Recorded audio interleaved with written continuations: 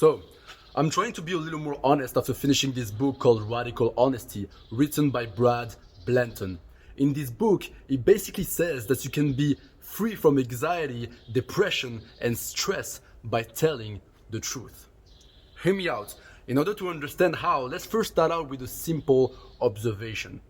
If you look into any kid's eyes, what you usually see is like it sparkles with joy, vitality, curiosity. But then, in contrast, when you look at most adults, and you can just take the metro in the morning in order to see that, you see looks that are completely filled with anxiety, with worries, and with stress, right? And I've always wondered, as a society, like what happened in between, right? As a society, how did we turn joyful kids into anxious zombies? And the answer, given by Brad over here, is the disease of moralism. What does that mean? Well, basically when we're born, we're in a state of being, with a capital B. It means that we're completely in touch with our experiences, with our feelings, with our emotions. We get sad if you feel sad, we get angry if you feel angry, and it feels great. There's no anxiety, no depression, no worries. But then what happens is progressively as we interact with the world, and more specifically as we interact with our caretakers, parents, grandparents, siblings, teachers, they jam their own arbitrary morals down our throats. What does that mean? Let's take an example. You're 5 years old, you're in the supermarket with your mom, and you're all excited, right? You're all joyful. You basically triggered by all the toys and all the different people, so you run around all happy. But then your mom feels the look of shame from the other people, right? The look of, oh, look at this. She cannot even take control of her own child. What a bad mom she is. And then it kind of builds up in her own body, and she's like, hey, come here, okay? Shut the fuck up, calm down. But you as a kid, you're very sensitive, right? So you take it really to the heart. But even deeper, your subconscious is like, fuck. If we exhibit those behaviors again, we might not get the acceptance and the love that we crave so much from our caretakers. Because as a child, if you're not accepted or loved by your parents, it basically means that you can be abandoned. And being abandoned in the harsh environment that we evolved from basically means that you're gonna die. It means death for sure, right? So the subconscious wants to avoid that. It wants to find a mechanism that will stop you from exhibit those behaviors again, that will stop you from being joyful and excited and happy again and being a little bit crazy. How will it do this? Well, if you think about it, those actions were caused by expressed emotions. You run around, you were a little bit crazy because you feel all that joy, all that curiosity, like just building up, right? So it will find a way to make you repress those bad emotions in order for you to block that behavior from your lifestyle, right? And guess what? We have the perfect tool to do that. It's called the mind.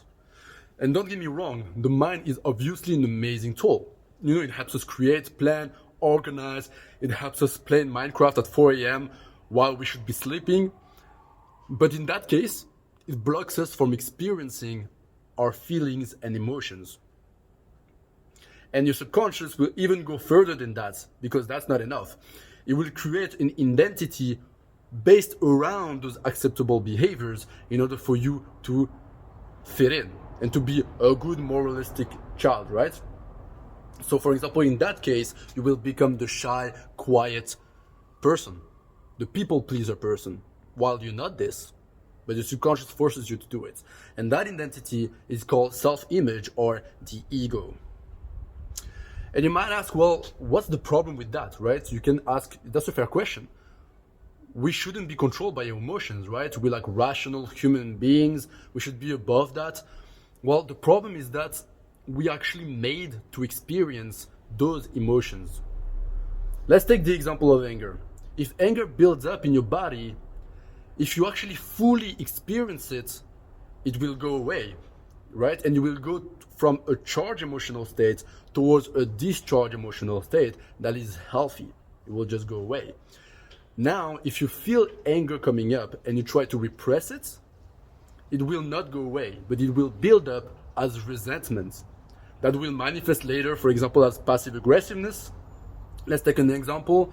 You're at work, you're at the office, and then your colleague Susie, that you don't really like that much, passes by next to you, and she throws a little comment like, "Hey, you still on that Excel sheet? I will finish it in 2 minutes," something like that. And you just laugh it off in the moment because you don't want to be confrontational. But afterwards, when you lay in your bed at night, you start thinking about that bitch Susie, right? Right? And then next time that you talk to your other colleague and you're gonna see Susie eating alone lunch at a table, you're gonna be like, "Look at that fat cow eating McDonald's for lunch," or whatever. And that's basically resentment. But if you actually felt and experienced your emotion first, it wouldn't happen. And that's, for example, passive aggressiveness. But it can also manifest itself as a physically violent act. Imagine that you hate your boss, right? And he's been pissing you off for years and years and years, and all that repressed emotion, and then at some point it screams at you again, and that's the last time, right? And then you get up and you smack your boss in the face in order to release all that emotion. That's one way. Let's take another example. You're a 15-year-old kid in high school, and you've been rejected all your life. You've never been able to fit in, and you repress all those emotions of anger and of sadness and of grief and of all of this, right? You repress all of this, and at some point it just becomes too much. You cannot repress it anymore. You cannot keep it up anymore. You take a AK-47, you go to your school, and you shoot up everybody. And that's not a joke. That's something that actually happens. So, no. Repressing your emotion is not a good thing, and your self-made mental jail is not a good thing at all. So what's the solution then, right? What is Brad telling us to do in order to fix that and to not smack your boss in the face or not be mean to your colleague Susie? Well, what he says is that basically your ego, your identity, or repressing your emotions, all of that are all forms of lying. It's all forms of denying reality. So in order to fix that, you need to tell the truth, right? Like the ego, you can see it as a creature that hides in the darkness of the lie and shies away from the light of the truth. That was beautiful, right? Completely improvised. So that's what the thing. So there are 3 levels of telling the truth. The first one is the surface level one. The easiest one is basically revealing the facts that you've hidden about yourself, the things that you've lied about yourself, right, to your close ones. The second level is the emotional level that we talked about before, is stop repressing your emotions and start experiencing every single one of your emotion. And then the third one and the final one, which is kind of a Buddha, Gandhi level shit, is realizing that you don't have a personality and you don't have an identity to begin with, right? And you might say, well, why are you insulting me? I have a personality, I'm funny, I'm cool, I'm quirky. What the fuck, man? Well, the truth is not that you're not funny and that you don't have any coolness in you. It's just that your being, the state of being, that is completely in touch with the experience, cannot be squeezed, frozen into one simplistic self-image. That's it. It's constantly changing.